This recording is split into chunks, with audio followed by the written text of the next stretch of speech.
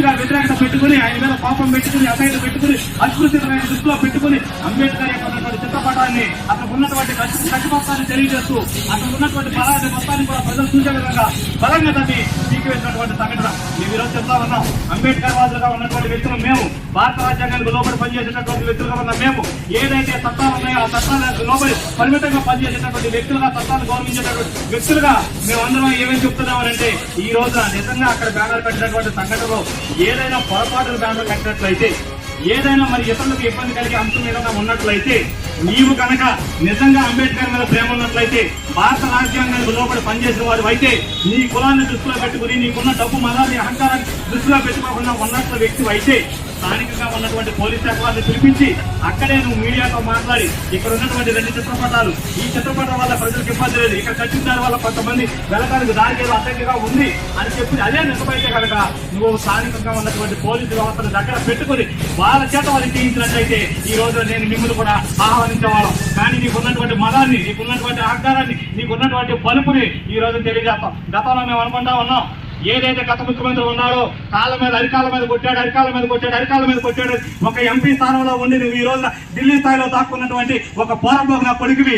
ఈ రోజున నువ్వు ఈ రాష్ట్రంలో ఇక ఎమ్మెల్యేగా వచ్చిన కొమ్ములు వచ్చినాయా రఘురామకృష్ణరాజు గాని నేను ఈ రోజు సభా వేదిక అడుగుతున్నాం. కొడగా చెబుతా ఉన్నాం, నువ్వేదో అనుకుంటా ఉన్నావు. ఈ రోజు స్థానికంగా ఇక్కడ ఈ చిన్నగా ప్రారంభమైనప్పటికీ కూడా రాబోయే రోజుల్లో నువ్వు అడుగు బయట పెట్టాలన్నా సరే భయపడతావు. జగన్మోహన్ రెడ్డికి అధికారం ఉంది కాబట్టి, ముఖ్యమంత్రిగా ఉన్నాడు కాబట్టి నువ్వు గతంలో జడిసి ఢిల్లీలో పారిపోయావు. కానీ అదే అంబేద్కర్ వాదులు కనుక, అలాంటి సైకోపాలను కనుక మేము వెళ్ళగలిగితే ఈ భారతదేశంలోనే కదా ప్రపంచంలో ఎక్కడున్నా నేను లాక్కొచ్చి గుట్టలో తీసుకొట్టి మళ్ళీ ఈ భారతదేశంలో అడుగు పెట్టకుండా చేస్తామని తెలియజేస్తూ, ఏ కొడుకైనా ఇది మొదలుకొని అంబేద్కర్ విషయంలో కనుక మరి ఏ విధమైనటువంటి భేదజాలను చూపిస్తూ అంబేద్కర్ ఒక జాతికి అంకితం చేయాలని కనుక చూస్తే ఖబర్దారని తెలియజేస్తా ఉన్నాం. అందులో మరి ముఖ్యంగా కొంతమంది సోదరభావులు మనకు గుర్తించాలి. ఈ దేశంలో ఉన్నటువంటి, ఈ రాష్ట్రంలో ఉన్నటువంటి భారత రాజ్యాంగం ద్వారా ఈ దేశంలో ఎన్ని మతాలు అయితే ఉన్నాయో అన్ని మతాలకు సంబంధించినటువంటి విశ్వాసం కలిగినటువంటి వారు, నమ్మకాలు కలిగినటువంటి వ్యక్తులు ఉంటారు. ఆఫ్టర్ ఆల్ గొట్టగాడు నువ్వు చెప్పేది ఏంట్రా, డాక్టర్ బాబాసాహెబ్ అంబేద్కర్ భారత రాజ్యాంగంలో స్వేచ్ఛనిచ్చాడు. ఎవరికి ఇష్టమైనటువంటి మతాన్ని వాడు స్వీకరించేటటువంటి హక్కు ఉంది. ఈ రోజు నువ్వేం మాట్లాడుతున్నావు ప్రెస్ మీట్ పెట్టి? ఇక్కడ ఉన్నటువంటి వారు అందరూ కూడా క్రైస్తవులుగా ఉన్నారు. ఎస్సీ ఎస్టీ కేసు పెట్టమని అడుగుతా ఉన్నారు. వాళ్ళు క్రైస్తవులుగా ఉంటే ఎస్సీ ఎస్టీ కేసు ఎట్లా దివ్యవడం రావాలి? క్రైస్తవులుగా ఉన్నారు, లేకపోతే హిందువులుగా ఉన్నారు, లేకపోతే మైనార్టీలుగా ఉన్నారు, ఇంకొకటి ఉన్నారు చెప్పడానికి నువ్వెవడవే అంటున్నా. నువ్వేం చదువుకున్నావు? నీకే అర్హత ఉంది? క్రైస్తవులుగా ఉన్నారు అని అంటే ప్రభుత్వం ఏమైనా గుడ్డిదా? ఈ దేశంలో ఉన్నటువంటి వ్యవస్థ ఏమైనా గుడ్డిదా?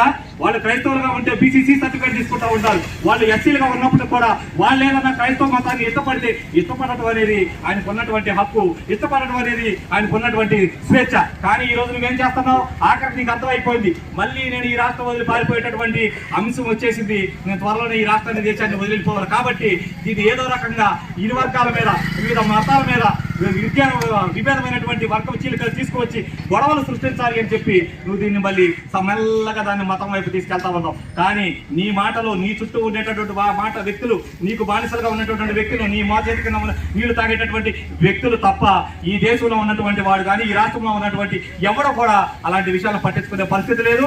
అందులో మరి ముఖ్యంగా, ప్రాముఖ్యంగా ఎవరైతే అంబేద్కర్ వాదులు ఉన్నారో అంబేద్కర్ వాదుల్ని నువ్వు ఎప్పటికీ మోసం చేయలేవు. నువ్వు గమనించాల్సినటువంటి విషయం, అంబేద్కర్ వాదులు అంటే ఏదో ఒక కులానికి సంబంధించిన వాళ్ళకి మాత్రం కాదు.